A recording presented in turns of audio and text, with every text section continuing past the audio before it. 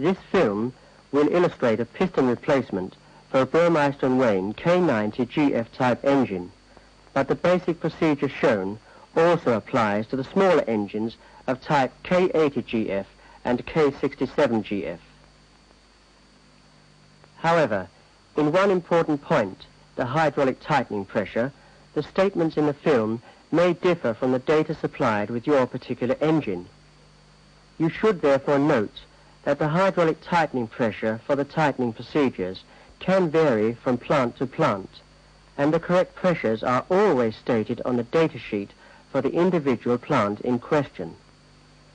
Before beginning the overhaul, we recommend that the procedure be gone through and the tools checked.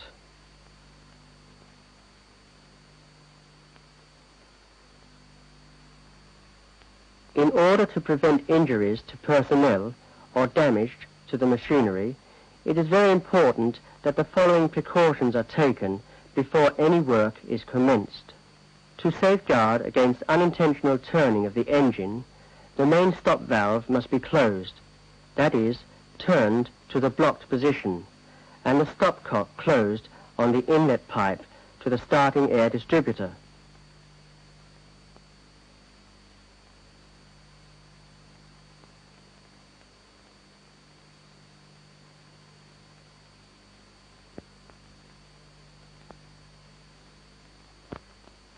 In addition, the turning gear should be engaged.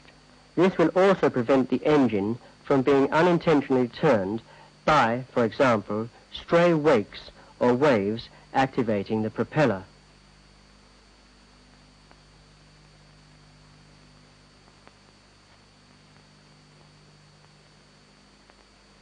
The next stage is to remove the cap nuts with copper discs on all indicator cocks and open the cocks.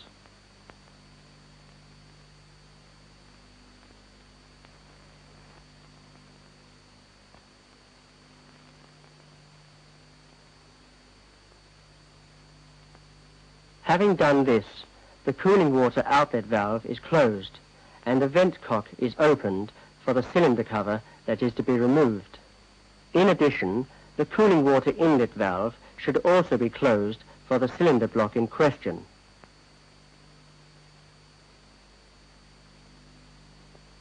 The cylinder block drain valve is then opened and the cooling water is drained off from the cylinder cover.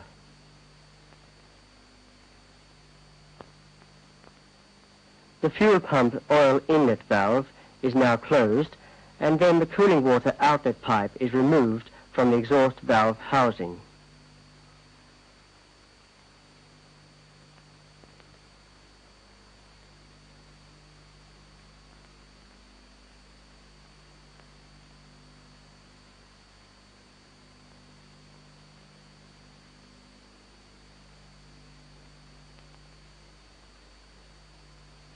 The exhaust bend can be disconnected by removing the two hinged clamping rings.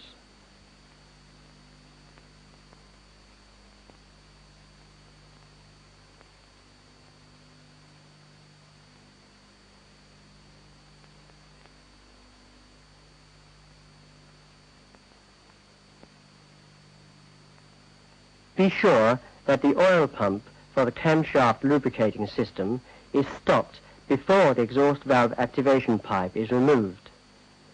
It is important that special care be taken to ensure that the sealing surfaces of the pipe are not damaged.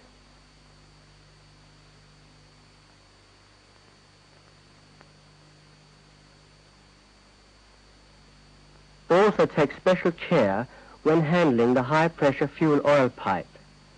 Here again, the sealing surfaces are vulnerable to blows and knocks.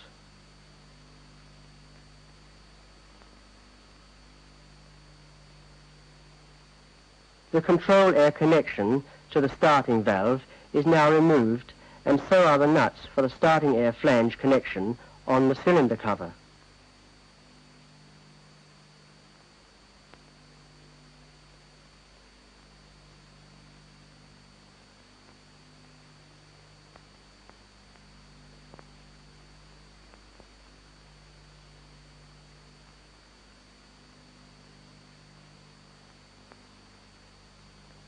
On the latest BMW engine types, all cylinder cover nuts can be loosened and tightened simultaneously by means of a hydraulic jack system. The system is first vented by opening and closing the little vent screw.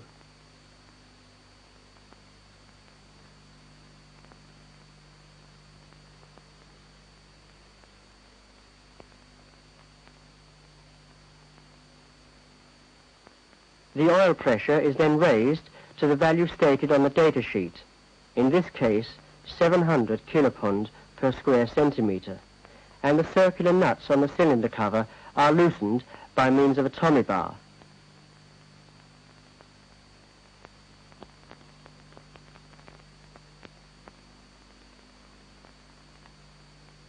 After slackening back the nuts by 2 or 3 turns, the hydraulic system is relieved of pressure and all the cover nuts can then be removed by hand.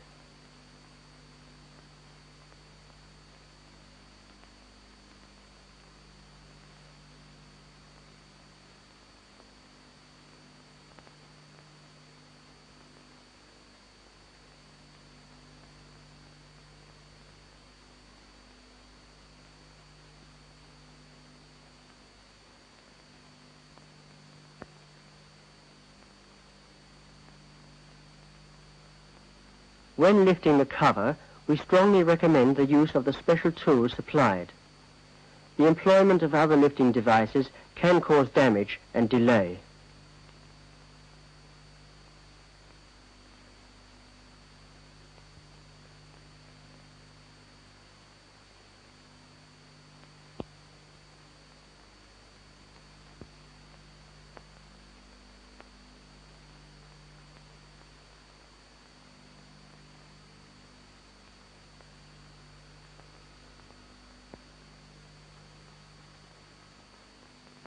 To prevent damaging the cooling water connections, the cover is landed on wooden blocks.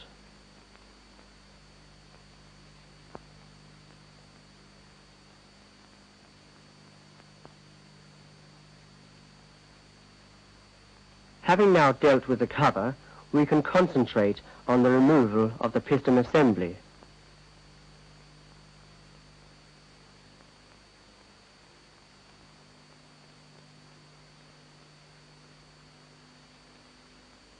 The spacer ring and hydraulic jack for the piston rod nuts are handed into the crankcase.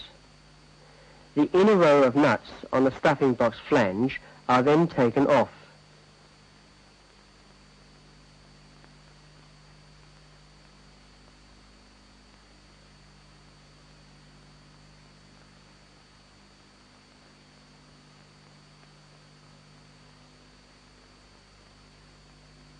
After removal of the locking strap, the spacer ring is placed around the piston rod nut.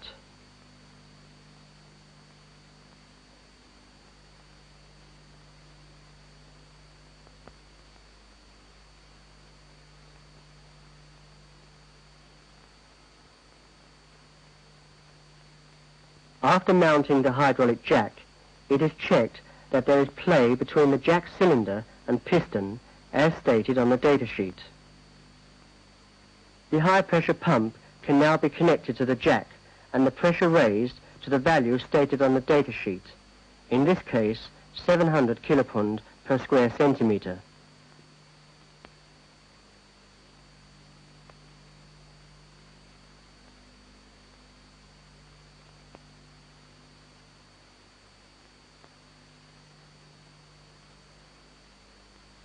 At this pressure, the piston rod nut can be loosened by means of a Tommy bar. The hydraulic pressure is then released and the jack and spacer ring are removed, and the piston rod nut is now able to be screwed off.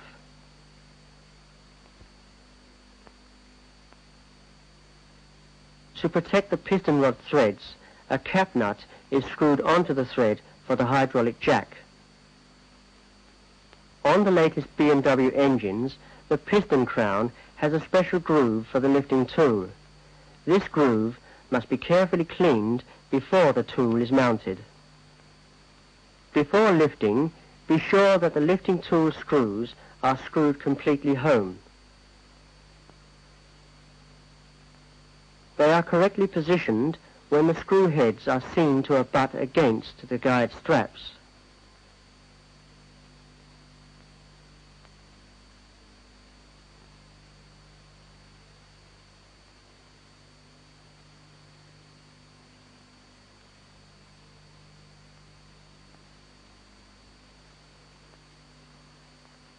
When the piston is lifted, the stuffing box will also be pulled up by the end of the piston rod. No special lifting tool is required.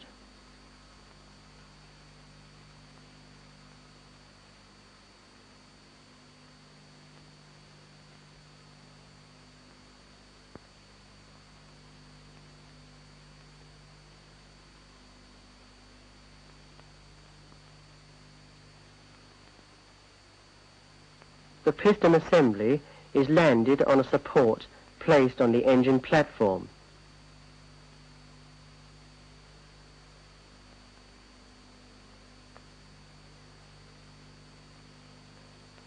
A protective cover is placed over the stuffing box aperture to prevent contamination of the crankcase. Before moving the spare piston assembly, a protective nut is screwed onto the piston rod end.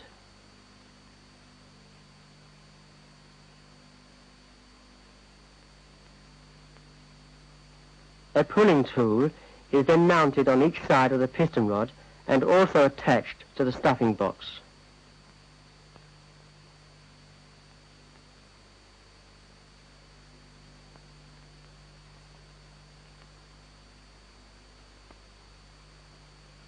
The cover is then removed from the stuffing box aperture and the lifting tool is mounted on the spare piston.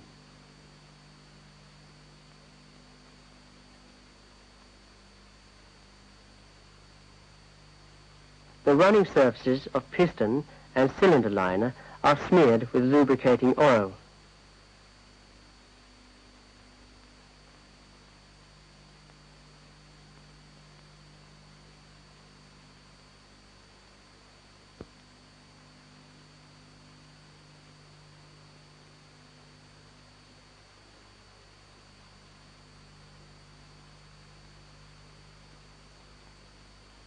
A guide ring, which guides the piston rings into the liner, is placed on top of the cylinder liner.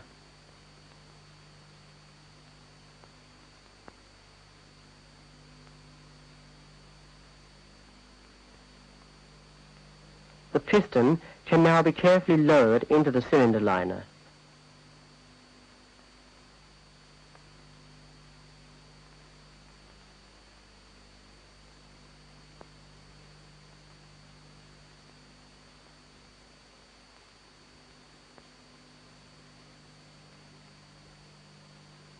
During the lowering, the piston is turned so that the dowel pins in the piston rod end enter the matching bores in the crosshead.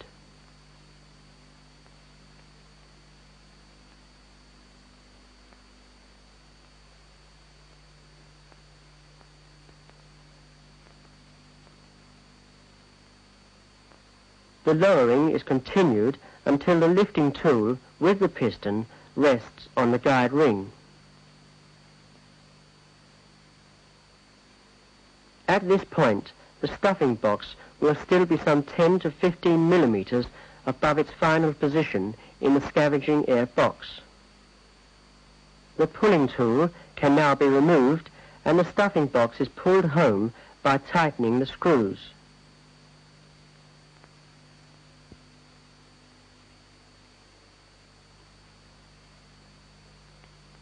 The next step is to retighten the piston rod nut. The crosshead is turned to a convenient position and the hydraulic jack mounted as shown earlier. By means of a feeler gauge, the piston rod nut is checked to see that it is resting correctly against the crosshead. The hydraulic pressure can now be raised to the specified value, which in this case is 700 kilopond per square centimeter. The piston rod nut is tightened by hand and the pressure is relieved.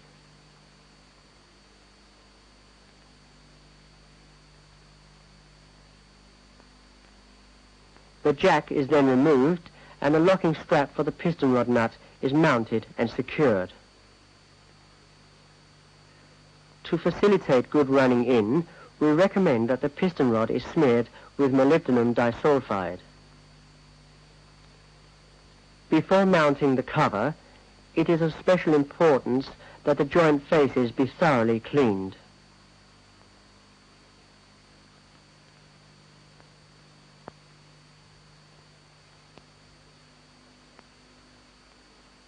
All cooling water connections are provided with new rubber rings, and the rings are smeared with a little grease or Vaseline.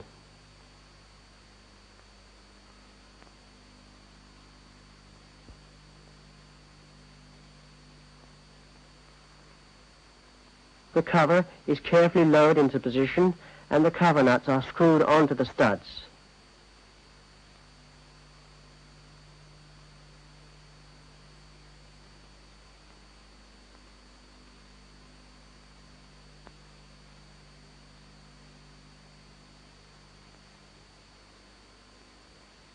It is important to remember that the outer circular nuts must be slackened a little so that they are free of the hydraulic ring.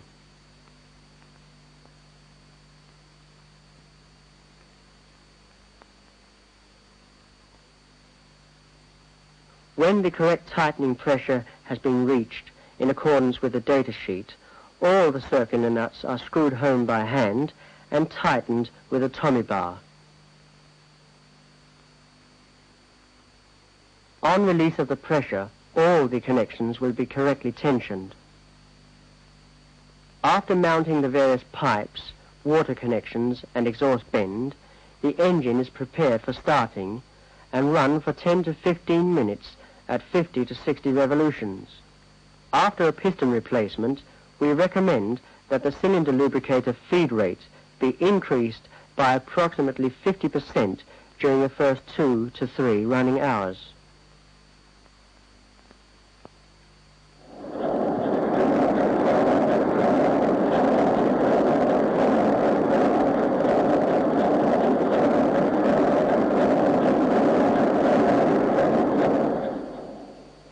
The engine is now stopped, the main stop valve closed, and the turning gear engaged.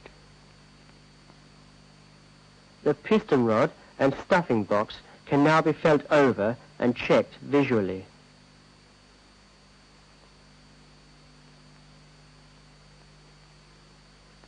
If everything is found to be in order, the engine is ready for normal running.